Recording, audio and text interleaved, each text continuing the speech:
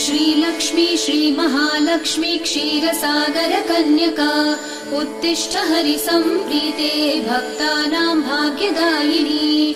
श्रीलक्ष्मी श्रीमहालक्ष्मी क्षीरसागर कन्यका उत्तिष्ठ हरिसम्प्रीते भक्तानां भाग्यदायिनी।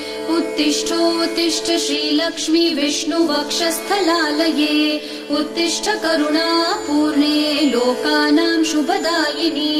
उत्तिष्ठोत्तिष्ठ श्रीलक्ष्मी विष्णुवक्षस्थलालये उत्तिष्ठ करुणापूर्णे लोकानां शुभदायिनी।